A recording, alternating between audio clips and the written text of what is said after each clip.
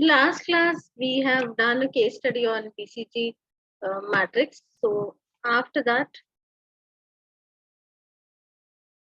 we just gone through what is the model of generic strategies. This again given by Porter. So he explained what strategy should be adopted by the companies in case the market is broad, in case the market is narrow. So explained about the concept of cost leadership and then differentiation. Then we looked into pest or pestle analysis. So next model, what we have to learn. Now, why are we learning all these things? See, we are learning all these things because at the time of planning for the organization, strategic planning takes up. So there are various aspects which the senior management or strategic management should be aware of. What factors affect the organization? How does what would be the impact, etc. What kind of a strategy should be adopted in different scenarios? So as part of that, this is the marketing model. But yet it has to be learned because see, when they come out with a plan to be implemented for a long period of time, see what other factors affect the organization also has to be known. So there is one model given by Michael Porter. He's a business theorist. He talks about the organizations have 5 forces of competition. So competition is from 5 different sources. So to name them, then he talks about the entrance, new entrants, the threat of new entrants is the first one. The second one talks about the rivals who are there in the market, that is the peers or the competitors in the market. So the kind of rivalry they face from the peers. The third and fourth ones are power of buyers and power of suppliers. The fifth one is the threat of substitutes. So we will be learning about this particular model in detail. So what are the 5 forces of competition?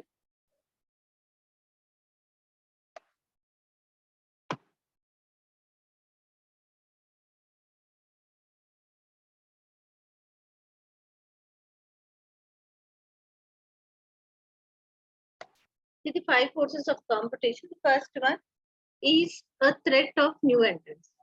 Basically, when we study about these 5 forces, we would be looking into what kind of a threat can these factors project, or is it really a threat to the business? Because sometimes the business may have an upper hand over these factors. In that case, so these theoretically they are factors that affect the organization, competitive factors, competitive rivalry. See, then again, maybe they do not affect the organization because of certain reasons. So when we study these factors, we have to understand whether it is really a threat or not a threat. From that aspect, we have to look into. Now, who are new entrants? There is a market where already players are selling their products. If a new player wants to enter into the market with his products and then wants to sell these products, as of now, the customers are all distributed among the existing sellers or the players in the market.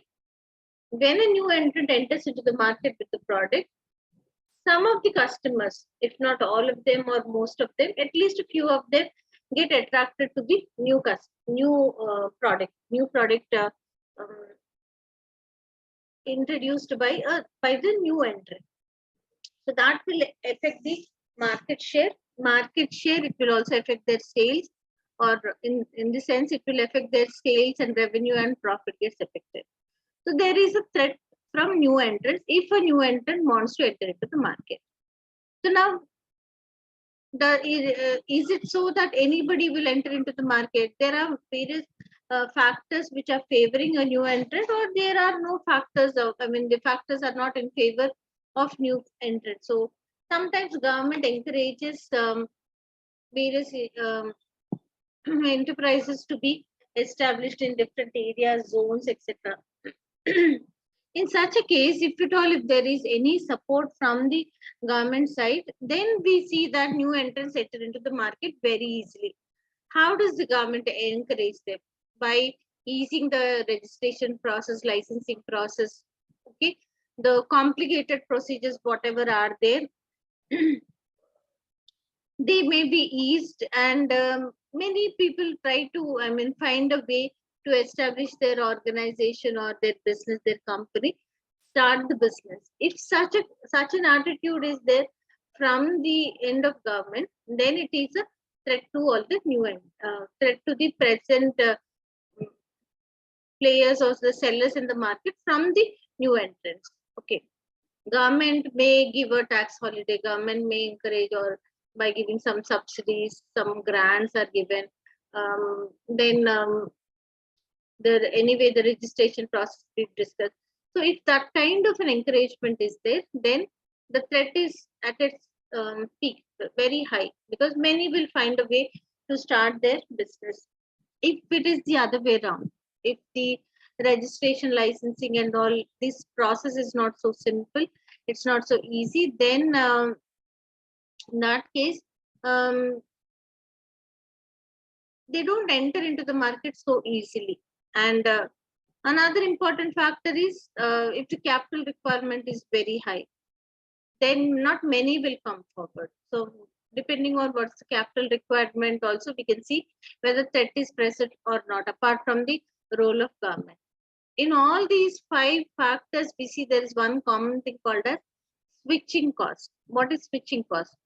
See, if the existing customers switch to a new player, there may be sometimes certain switching costs associated with that. What does it mean? Let's say if they are subscribers, so subscribers of a particular seller for a particular product, then they may be a subscribed member availing certain benefits, certain features. Certain features can be availed. Maybe the existing customers can avail a discount every time they purchase. There may be a discount given, or there may be certain features, special features like see if I mean, certain sometimes when the purchases are made, free delivery can be there, or first preference will be given. See, Amazon comes out with that. See, when the sale happens, first it is open only to the Prime members. Then the next day it is open to others. So likewise, many brands, many products first give importance, priority to their existing customers. So in that way,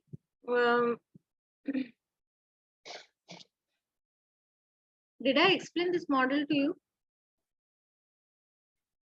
No, ma'am. Okay. So in that way, then if they continue, they can avail. If they discontinue, they will not be able to avail those benefits. So to continue to avail those benefits, sometimes we see that the customers do not prefer to switch to other products or other sellers or other companies, so other brands and all. So if switching costs are present, in that case, we don't see them easily switching to other players. So in that case, the threat is not there. If at all, if switching costs are there, the threat is not present. Then economies of scale is another point. The economies of scale talks about as the production increases, it becomes cost effective.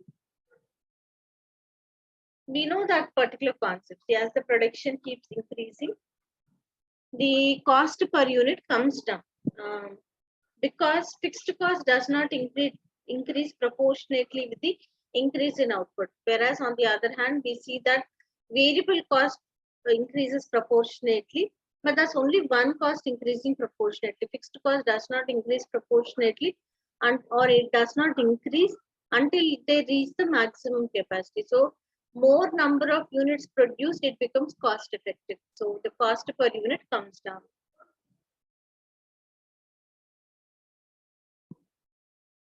Which is not possible. So when the cost per unit comes down, selling price also can be reduced. So that is one aspect. Generally, we see that in the initial stages, the products are priced high, but after a while, there is a reduction in the prices of many products. Uh, that is a regular feature because of the economies of scale. So already established sellers and players can afford to bring down their price, which is not a possibility for the new entrant, because the new entrant still has to touch the break-even point. Only after crossing the break-even point that the possibility of profit would be there. So in that situation, we see that it is not a possibility for new entrant to bring down the selling price or to realize the economies of scale. So if an economies of scale are there, it is not a threat from the new entrant. Then we see that there is a concept called as learning curve. So learning curve, you must have learned in PM or some paper CPM, etc. As the production increases, the amount of time taken by the labor reduces. So when the time taken reduces, then we see that the cost also reduces. So it becomes cost effective on account of learning curve. The existing sellers might have worked a lot on product differentiation. They might have worked on research and development, added more features. So they may be differentiating their product with advanced features from the uh, I mean advanced features as compared to the products of the new players or the other players. So that's another reason. So likewise, we have to look into various aspects and then understand whether anything is a threat. See, any of these factors can cause a threat from the new entrant or not. Okay, so what advantages does the existing seller has over the new entrant that new entrant cannot project a threat to the business? So from that aspect, we have to look into that. Second one is the rivalry among the competitors. So already competitors, they must be sharing the market revenue. So each one of them may have a particular percentage of market. So are the other competitors a threat to the existing business or not, also has to be looked into. Here as well, we can see the switching cost is applicable.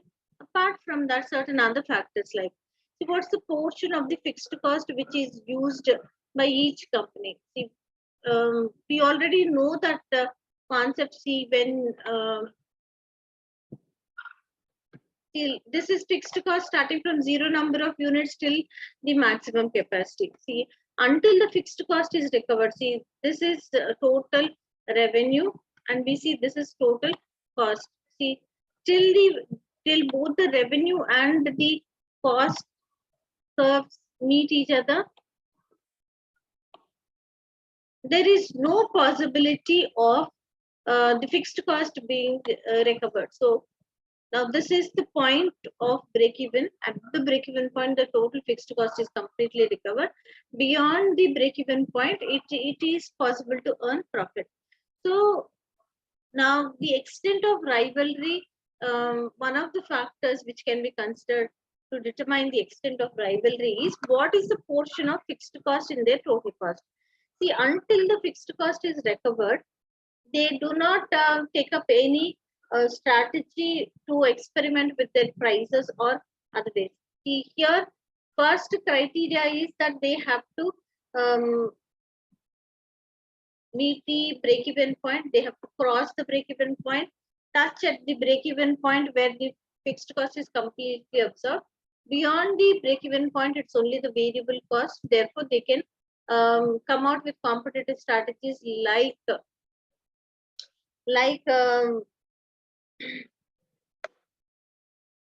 bring down the selling price because the only variable cost is incurred.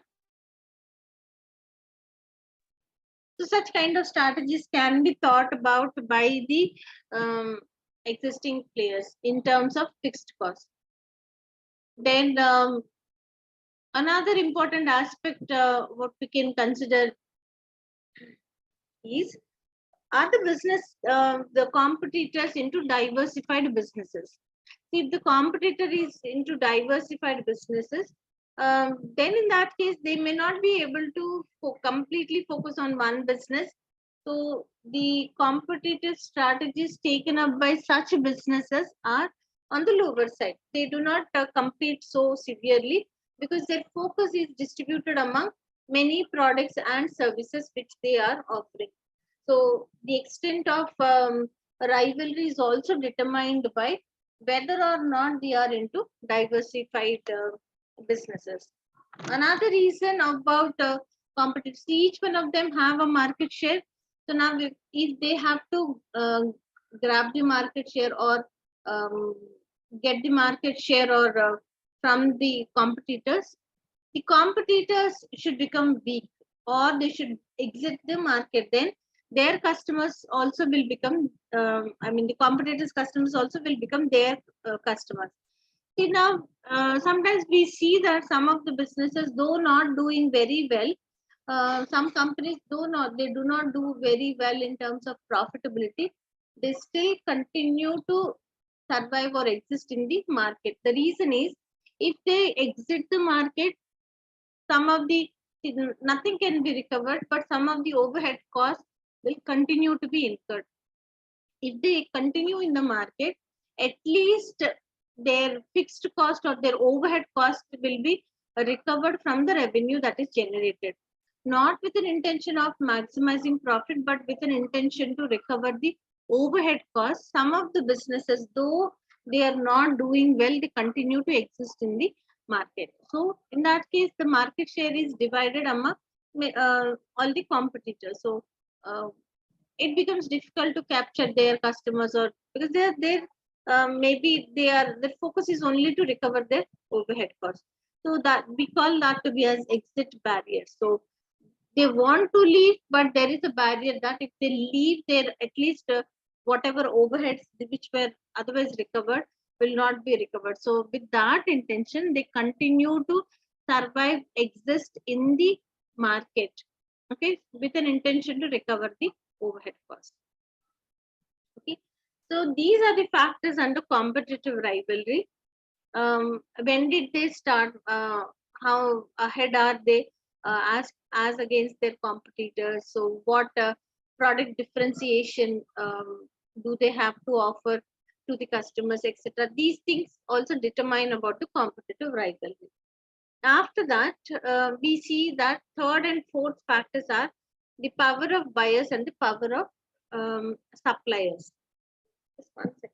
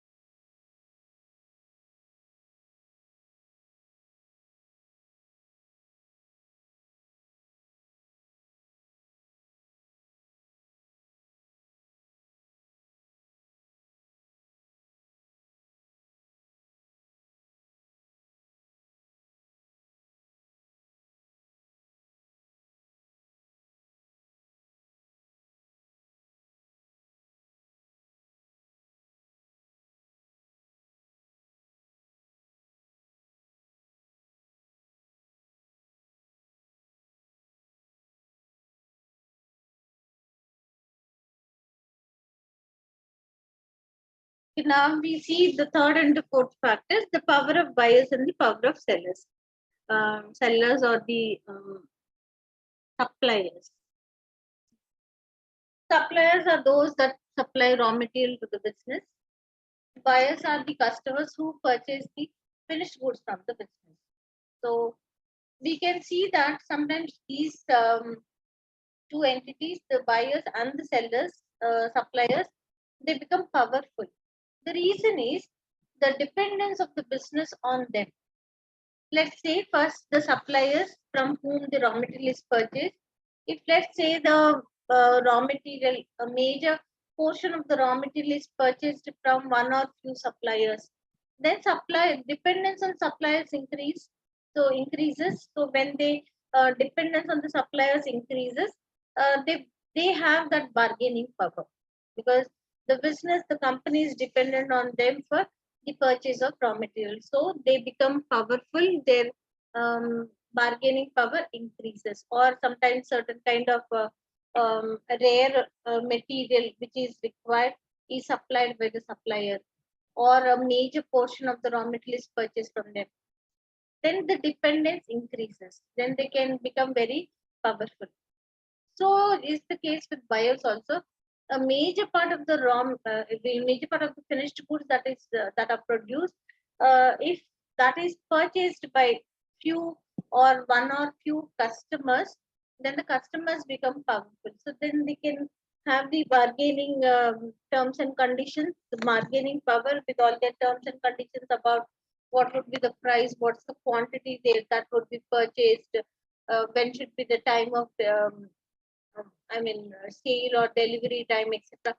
All these aspects they start dictating terms to the business, so they become powerful. In that case, the key point here is dependence on these two parties, that is the suppliers and the buyers. They become powerful because the dependence is to an extent that they cannot do without these suppliers or buyers. That's when they become powerful, and then they start dictating terms. So in that case, to deal with these two parties, there is a concept called as integration.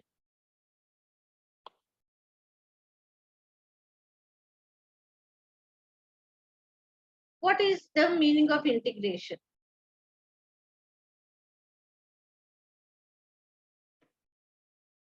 See, in the supply chain, we see that supply chain is the sequence of activities starting from the supplier till the goods are delivered to the customers, and also after sale of the products to the customers, any kind of services that are provided.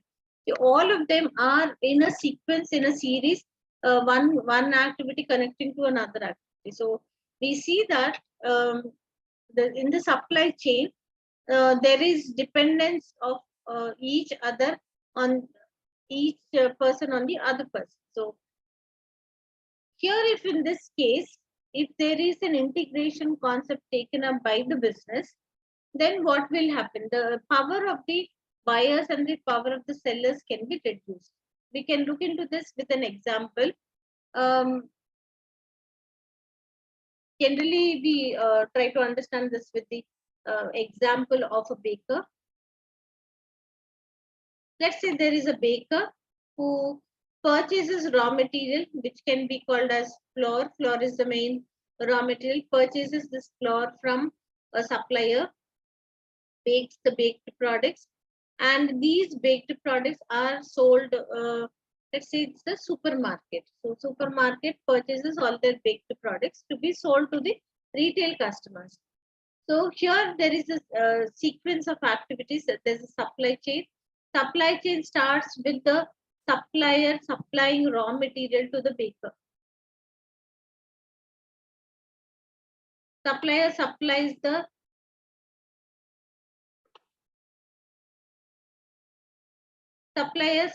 raw material to the baker. Baker in turn makes the finished goods and sells them, or the baked products, and sells them to, let's say, a supermarket.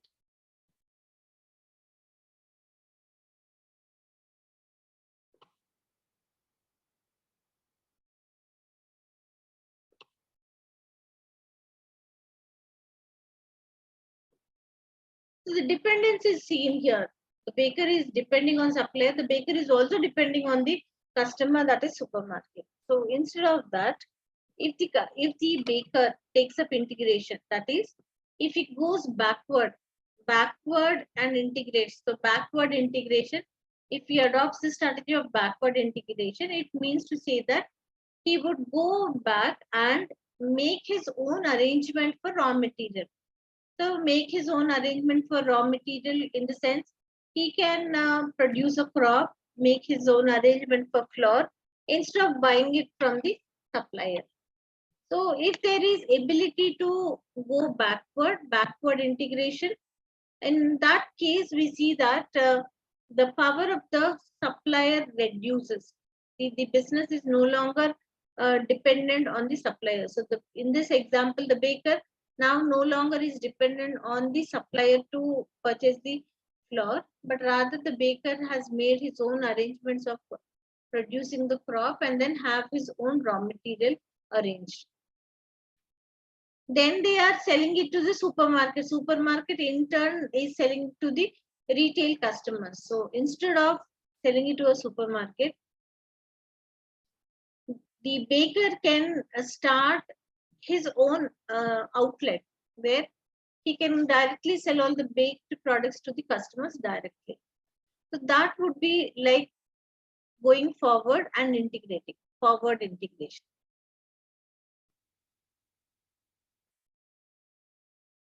Backward integration, ability to make the arrangements for raw material. Forward integration, ability to move forward and attract the customers and sell the products. So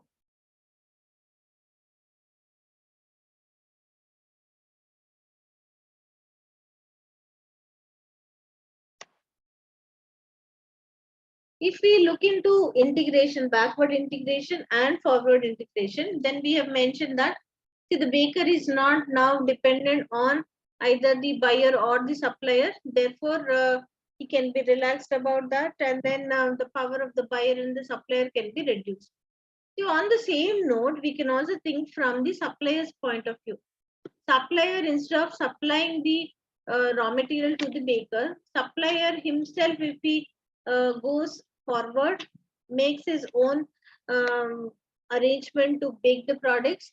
So the ability of the suppliers to consider forward integration, and then that will become a threat to the business, because now the supplier will not be supplying any raw material, but he himself will make the baked products and directly sell to the customers.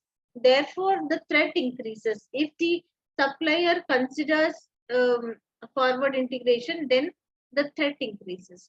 Okay. Similarly, the supermarket in our example here, instead of buying the finished goods or the baked products from the baker, the supermarket also can consider about baking the products all by themselves. So the supermarket, if the supermarket considers anything like making their own arrangement for a bakery, bake the products, and they themselves sell that to the customers, then in that case, a threat from the buyers in terms of the buyers backward integration. Okay, so we have to look into what's the power of buyers and the power of suppliers. Finally, we see that the fifth factor is threat of substitutes. Threat of substitutes talk about substitutes. Whenever we talk about it, basically depends on the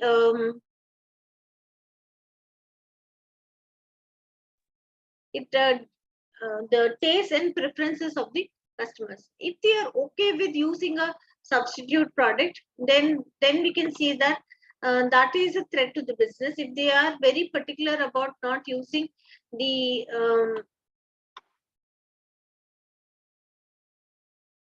other substitute products, then there is no threat.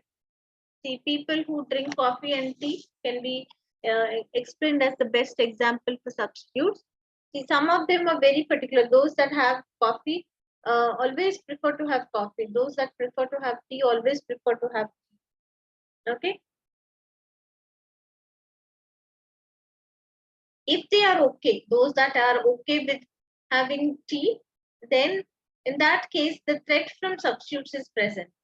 If they are not okay, if they are very particular about having their own product, their own choice, very particularly, then the threat from substitutes is not present. Also, we also have this concept about switching cost applicable.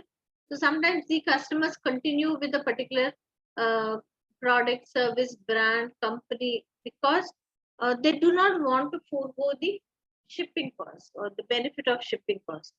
For that reason, they continue to survive in the market, and that can cause a threat to other businesses.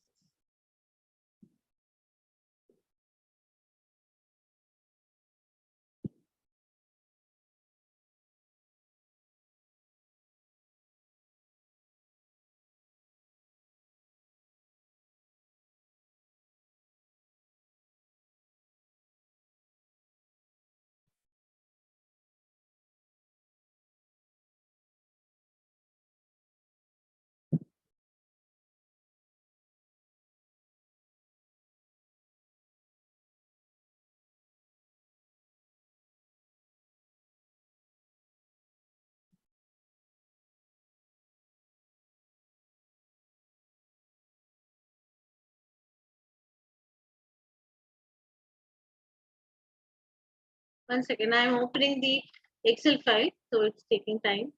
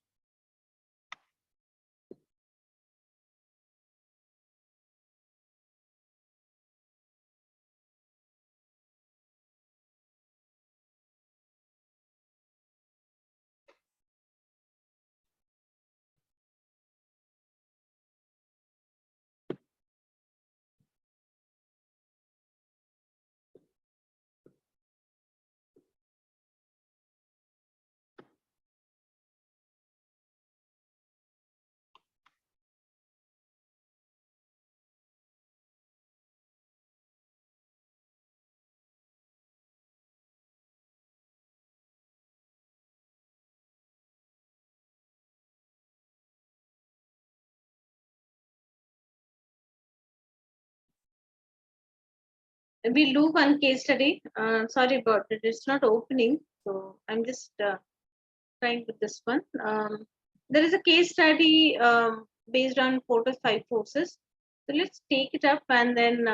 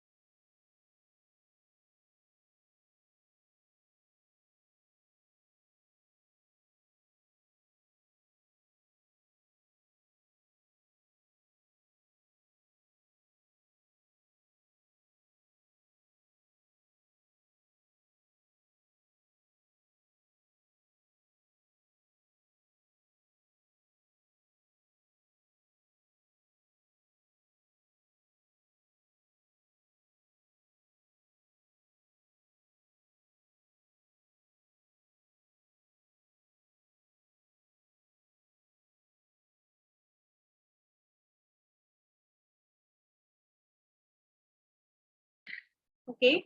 There's a case study given here. We will answer this one.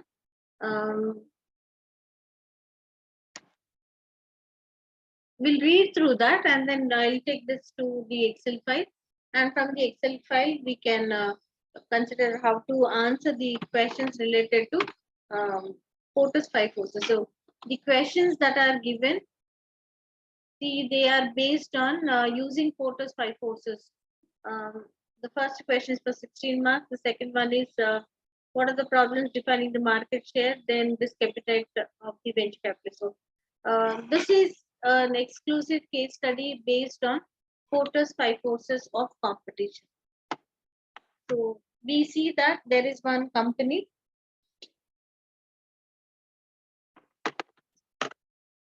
Stokeness Engineering.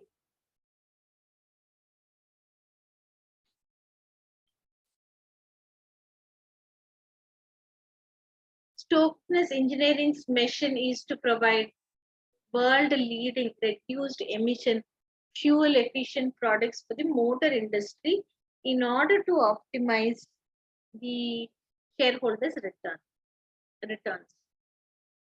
Stokeness has existed for only 5 years and is owned by its management and venture capitalists. So there is something about venture capitalists. We have to focus on venture capitalists. So owned by its management and venture capitalists. The management were all engineers who had been working on the basic research associated with new fuel technologies and saw the opportunity to commercialize their expertise. Stokeness is highly regarded in the industry for its advanced, efficient fuel cell designs.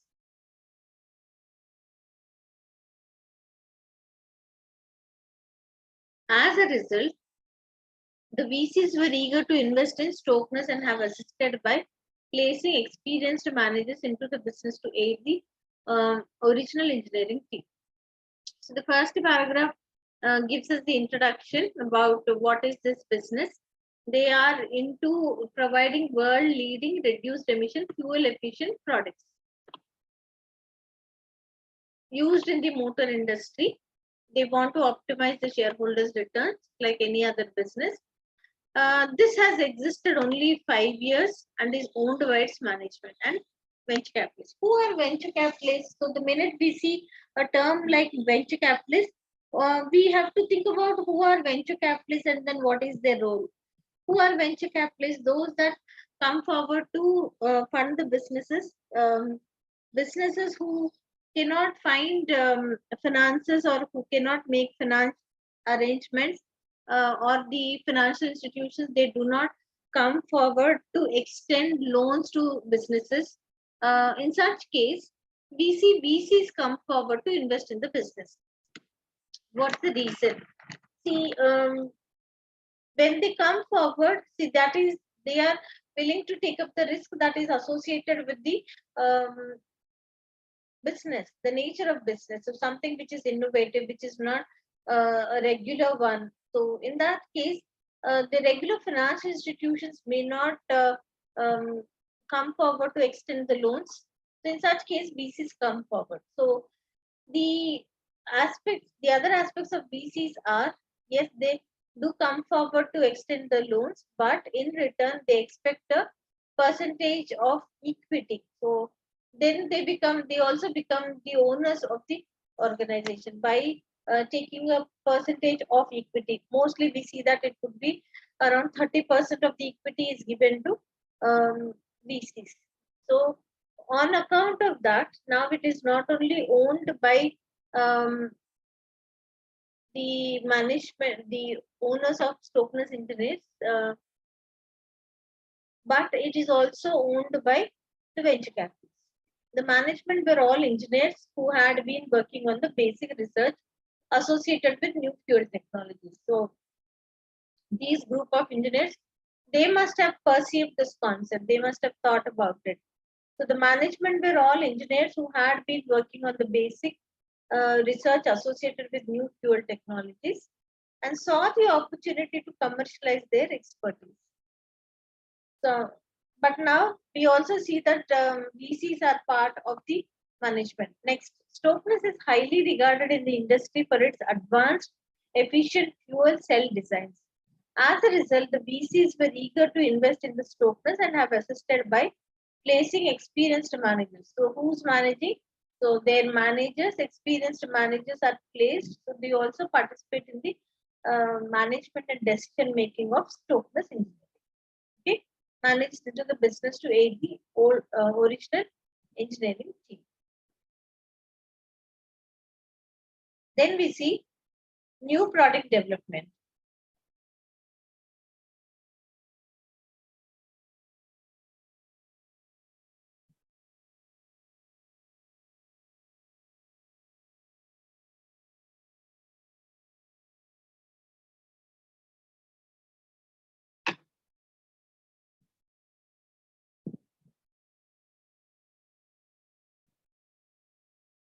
The next paragraph, if we look into that, Stokeness is developing hydrogen fuel cells for use in powering large motor vehicles such as buses and trucks.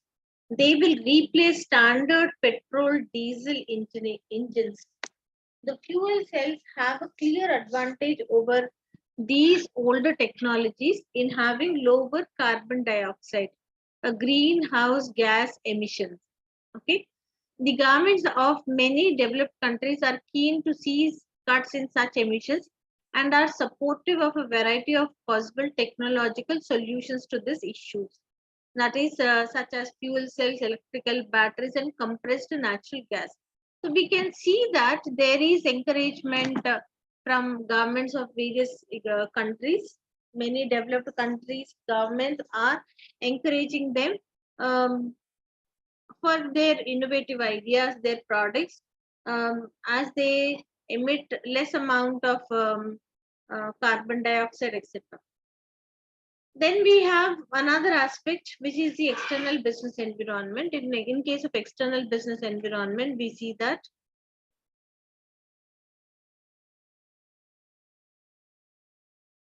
external business environment, it takes 5 to 10 years to develop a viable product for sale in this motor market. There are a number of companies developing fuel cells,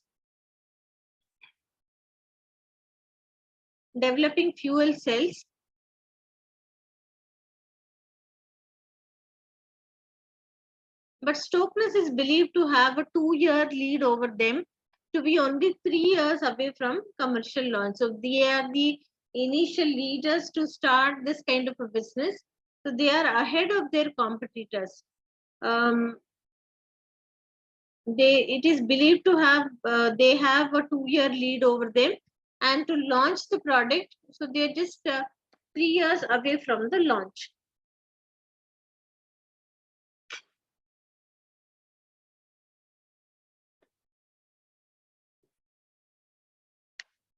Then alternative power technologies like the hydrogen fuel cells would be fitted by the major international vehicle manufacturers into their vehicles for sale to their customers. The vehicle manufacturers will need to form a close partnership with any engine producer in order to make their technologies compatible, and this has already begun to happen, with two of the major manufacturers signing deals with other engine makers recently. So we also have the concept of the power technologies which are used like hydrogen fuel cells. They have to be fitted by the major international vehicle manufacturers into their vehicles. So at the time of manufacturing of the engine itself, these cells have to be fitted into that. So now they have to have an agreement arrangement with the manufacturers. Okay, the vehicle manufacturers will need to form a close partnership with any engine producer in order to make the technologies compatible. See, I don't know whether you remember, but initially when these smartphones were launched, see, there were no, rather we can say there were hardly any or absolutely no apps built into the smartphones. Any app which had to be used, the user was downloading it from the internet, so from various sources. Only on downloading the app they were able to do that. But of late, the newer versions of the mobile phones, we see that some of the apps are already built into the mobile phone. So there must have been some kind of an arrangement with the app owners that their apps would be installed into the mobile phone. So now such is the kind of arrangement here they would want to have with the engine manufacturers. So once the engine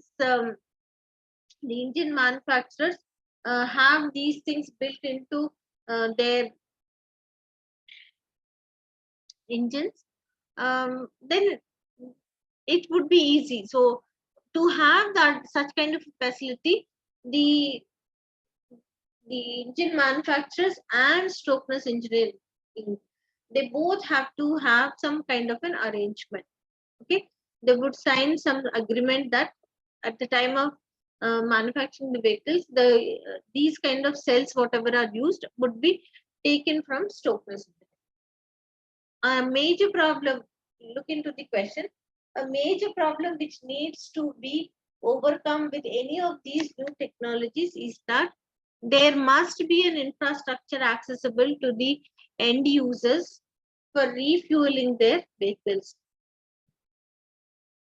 As the petrol station chains do not do for petrol engine vehicles at present. So, installing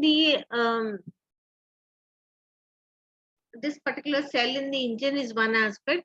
After that, see there is a problem which says that there is not there's no infrastructure accessible to the end user. So whenever they want to refuel their vehicles, such kind of facilities to refuel their um, these cells which they would be putting into the engine. Okay, so refueling infrastructure is not present. Governments have indicated their desire to support the development of such technologies to address environmental issues and to try to establish new high value industries in their jurisdiction. They may do this through tax breaks and investment to support the development of the refueling infrastructure.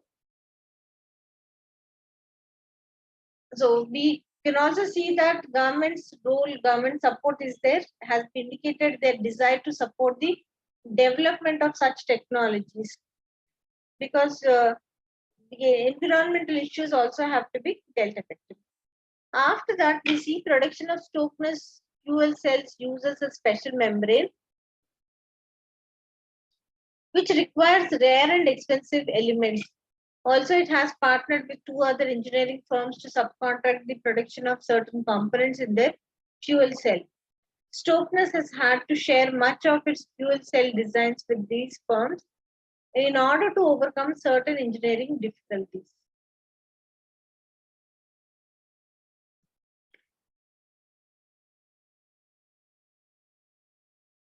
Also, there are a number of startup companies developing the other technologies mentioned above, as well as large existing diesel and petrol engine manufacturers who are constantly reducing the emissions from their existing engines.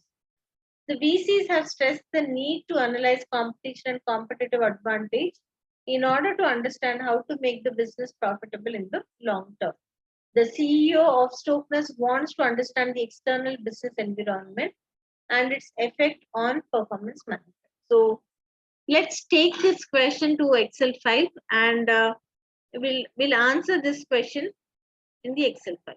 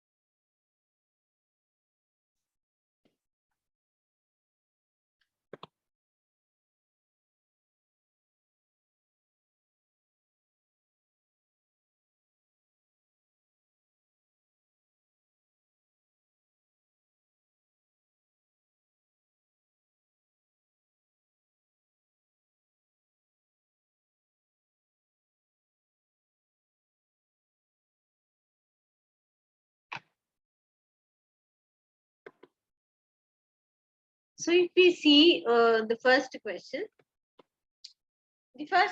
says using Porter's 5 forces model.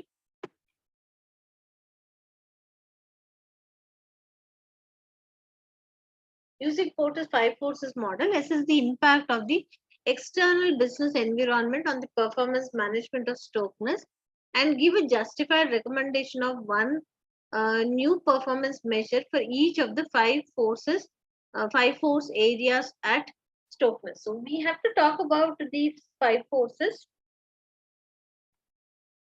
and what impact these 5 forces have on the business. That is what we have to identify. Apart from identifying what kind of an impact each of these 5 forces have on Stokeness engineering, we also have to give a suggestion as to one recommendation on one new performance measure. So that also has to be given. So it is a 16 marks question. So there are 5 forces. So each of them, even if 3 marks are allotted, plus one overall professional mark, it is allotted. So we should be able to address all those 5 areas and then score marks. So let's start.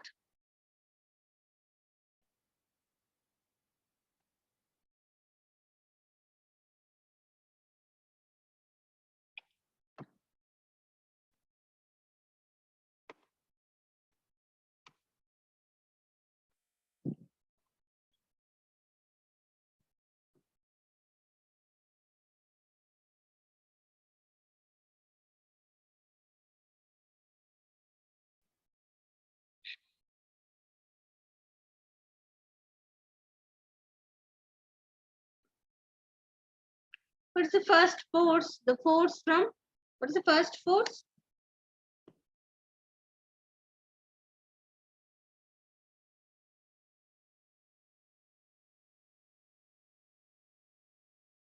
What is the first force? Threat of new entrants. You're there. Thank God. So the first force is threat of new entrants. So let's analyze this particular situation.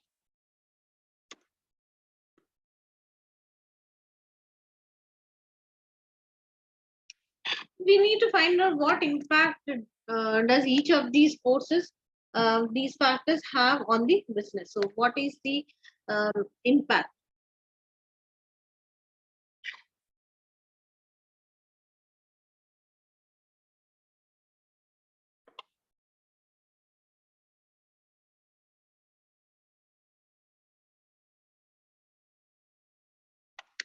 Can you contribute anything? The new entrants is, can they be a threat to Stokeness engineering? That first we have to analyze. It usually takes 5 to 10 years to develop a viable product.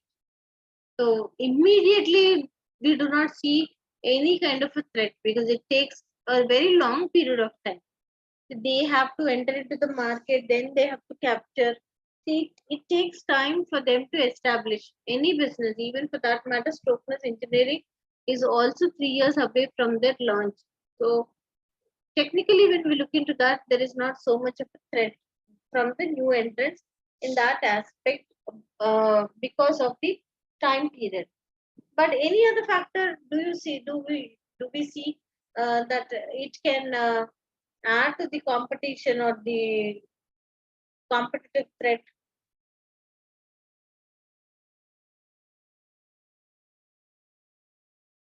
What's the role of government? What's the role of government?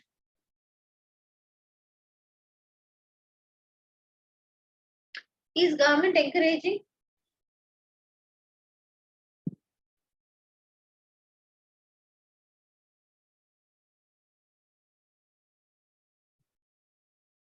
Please answer. Is the government encouraging this kind of businesses?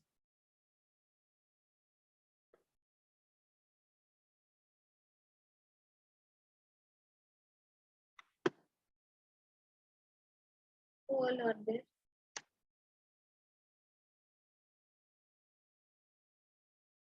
Abhishek, Afshan, Praveen Afshan. Yes, ma'am. So, do you understand the role of government in this? Not in a mood to do a case study. Other two are not even responding. Maybe they logged in and then left the class. Shall we do this next week? Case study? Because you people have to contribute the points. Then only it will be a discussion on case study. If I am only giving the answers, it doesn't make any sense.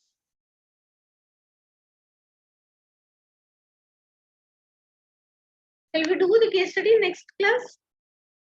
In the next class? Yes, ma'am. We'll do next class. Okay.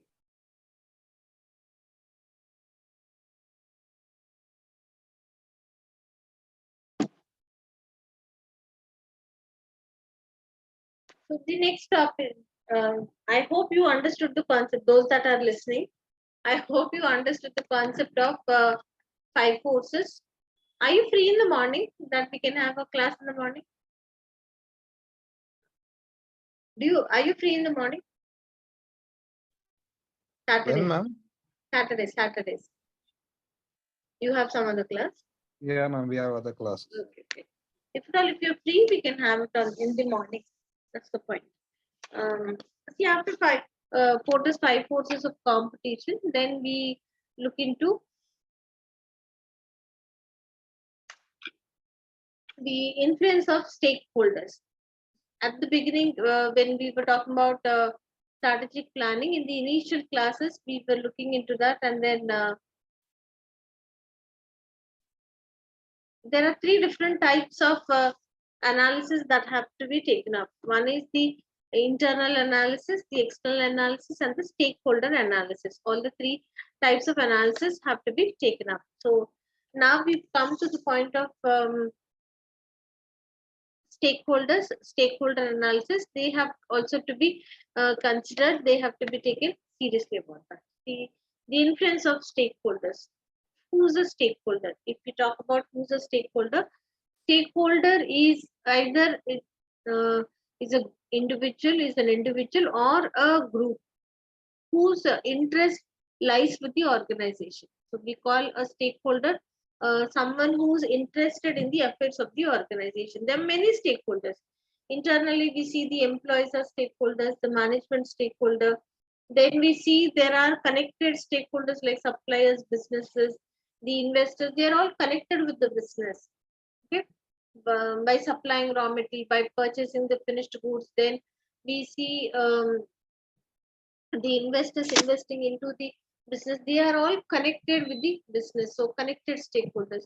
Then anyway, we have the external stakeholders like the government is an external stakeholder. There are many other entities like the competitors, the general public. They are all stakeholders who would be looking into the affairs of the business, whose interest lies with the business. They are seeking information from the business so that they can take their decisions. So the decisions are dependent on the information available from the organization. So they are interested in the affairs of the organization. So now the influence of stakeholders, there is one model given by Mendelow. Mendelow talks about what kind of a strategy should be adopted. What kind of a strategy should be adopted in terms of dealing with the stakeholders. So the strategy that should be adopted. So while explaining this, he talks about 2 variables. One is the stakeholder, the power of the stakeholders power. So that's placed on the horizontal axis.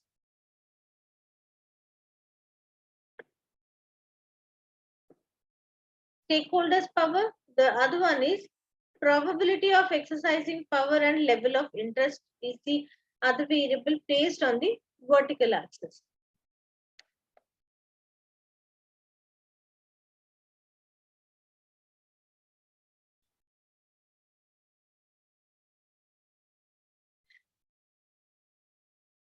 See, on the horizontal axis, stakeholders power is on the lower side. Then we see it is high.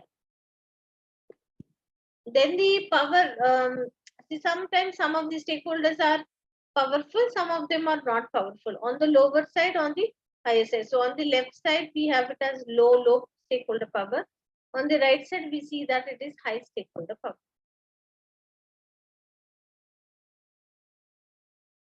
The next one is the power of the probability of exercising power, or to what extent they are interested in the affairs of the.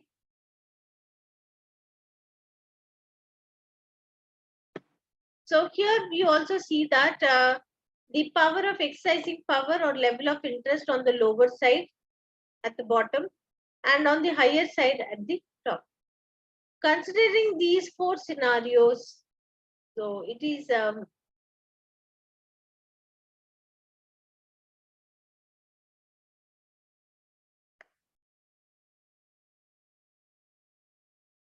this particular model talks about what kind of a strategy should the business adopt in dealing with the stakeholders. See, the stakeholders are less powerful. Their power is on the lower side. Stakeholders' power lower side. Then we see that their interest is also on the lower side. They're not interested as to what's going on with the company. Sometimes we don't see any kind of interest coming up from the stakeholder side. So stakeholders, as it is, their power is on the lower side. Then their interest is also not there. They are not bothered as to what is happening with the company, what decisions they are taking. All that also they are not interested. So that's one combination. So if that is the situation, as it is, they are less powerful. Their power is on the lower side. They are also not interested. So they cannot do anything as such to the company. They are also not interested about any kind of an information from the company. So such stakeholders can be ignored. If their power is low, their level of interest is high. Sometimes we see that as such by themselves they cannot do anything, but because of their high level of interest, they can instigate others. They can instigate others to take any action against the company. Like maybe they themselves cannot do anything, but they can approach the trade unions. Trade unions are powerful. So if they take a decision that can have an impact, they may approach the media, press. Okay, they can approach various groups like environmentalist groups and others, so who fight for causes, etc. So the stakeholder by himself or themselves, though they are not powerful, they can influence someone who's powerful. Okay. So if that is the situation, what should be the strategy? So whatever information these people who are seeking, who are interested in the affairs of the organization, the strategy that has to be adopted here is keep them informed. Whatever information they are seeking, provide them. Then comes the stakeholders whose power is on the higher side. They are powerful. Okay, they are powerful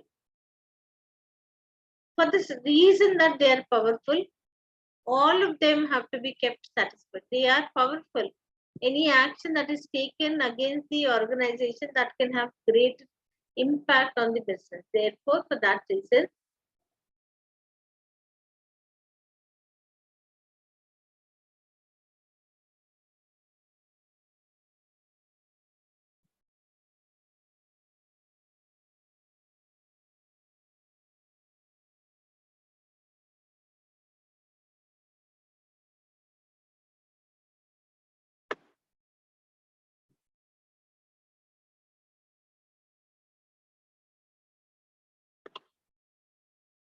keep them satisfied.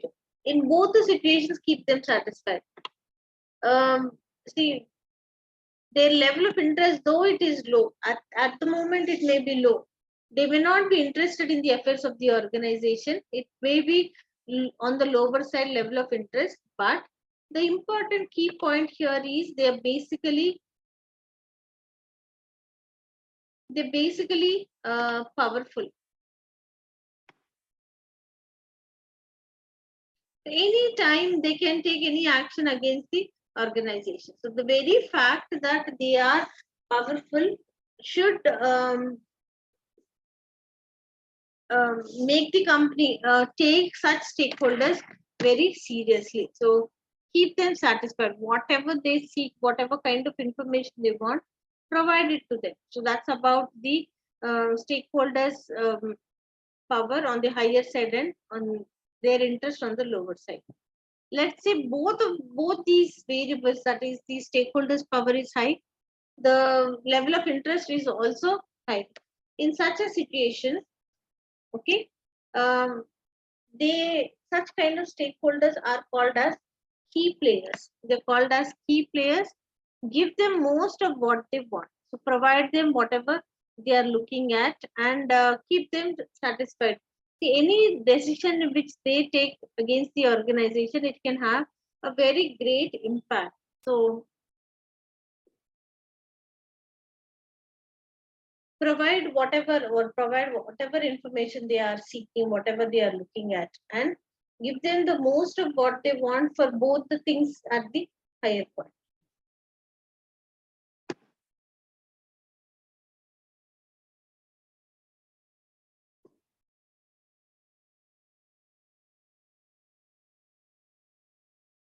The next topic here, what we have is ethics and corporate social responsibility. The ethics is, we talk about the business ethics. So, what are ethics? Ethics are ideas about right and wrong that set the standards for context. What is CSR? See, the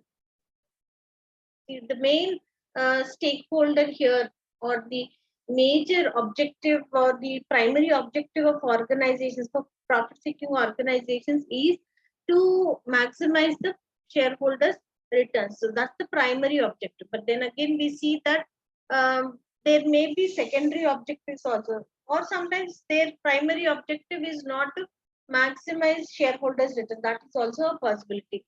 So when the primary stakeholders, that is the shareholders, uh, are not given the importance, the objective is not to maximize the shareholders profit, but to provide some benefit to other beneficiaries. The other beneficiaries could be like employees are given importance, customers are given importance, the relationship with the suppliers matters to them. So in that case, any kind of a decision that is taken is providing benefit to other beneficiaries, other stakeholders. So in terms of corporate social responsibility, when the company does something for the benefit of other beneficiaries, we call that to be as corporate social responsibility. Corporate social responsibility, this is when a company does more than the legal minimum that they are entitled to. So example given here is maybe pay minimum wages, or add value to the customers, bring down the price, build up a strong relationship with the suppliers, follow all the rules and regulations to adhere to the environmental compliances, etc. See, when other beneficiaries, other stakeholders are given importance and certain benefit is provided to other beneficiaries, then that will be referred to as corporate social responsibility. When the corporate takes the responsibility for the society, the stakeholders in the society at large, or a part of the society, or one group of beneficiaries in the society, so then that can be referred to as corporate social responsibility. See, as such, the direct question may not be asked here, but certainly in the case study, one part of it can be addressed towards corporate social responsibility. Because in SPL, corporate social responsibility was dealt in detail. So the questions are about CSR in detail for a full length case study would not be the scenario, but it could be built into the case in such a way that one part of the case is dealing with corporate social responsibility. So maybe your advice, comments, criticism, etc. So those things also have to be dealt with.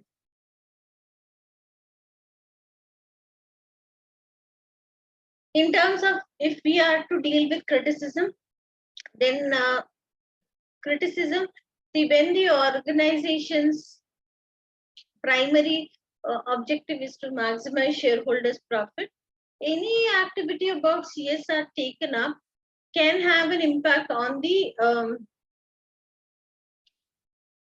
profit that is available to the stakeholders. Let's say if there is value added to the customer, so maybe they added more quality, more costs are incurred. So in that case, the cost increases, the profit decreases. See, they are also giving importance to the customers by adding value to the customer. So that can come in terms of um,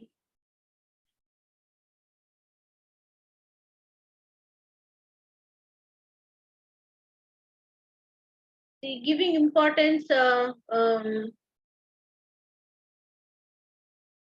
the best features, adding quality to the products, which comes at a cost, which comes at a price. So that may have an impact on the overall profitability of the business. So that is a major criticism here. See, when they are established to maximize the profit of the shareholders, and that taking up any other activity is not going with the primary objective of the organization.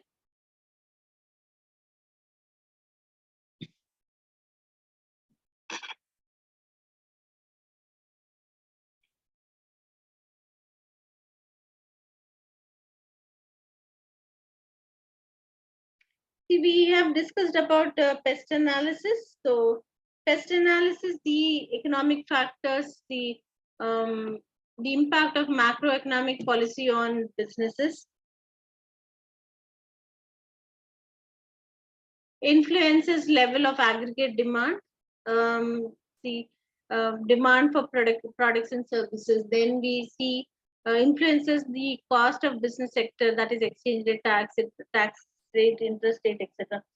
So in the economy, what's the scenario? What is the demand for goods and services? What is the employment rate? What activities are taken up to enhance the production, the productive activities that are to be taken up? See, what is the role of government? Does the government also invest their funds into the production of goods and services? So, by producing more goods and services, there is employment generated, then there is income generated. So that is a cycle which goes on. So that can have an impact on the other aspects, the income level available, disposable income, etc. So these are all economic factors which have to be looked into. Then we see that the impact of the interest rate, inflation rate, taxation rate, the exchange rates. See, these things all have an impact on the business. Apart from economic factors, you also see government regulations. Government may come out with regulations about what are the competition policy. So are there any kind of an unfair trade practices? So those are curbed down. Then supply side policies. Um, see, is there any? Is there free supply of goods and services, or is there any kind of coding of goods? So supply side policies are to be looked into. Then we see green policies or externalities, uh, anything to do with environmental issues, and then protect the environment so that there is less impact of the pollution or the policies that are taken up by the company on the environment. So role of government or the policies and rules and regulations about various aspects. So the government regulations should be looked into. Now we now come to the end of the first section. At the beginning, I have mentioned that there are 5 sections. The syllabus is broadly divided into 5 sections. The first one talks about strategic planning and control. Next one is risk and uncertainty. Then we see performance measurement, information systems, and development in technology. So we have come to the end of first section and at the beginning of the second one. So risk and uncertainty is the next one. You there with me?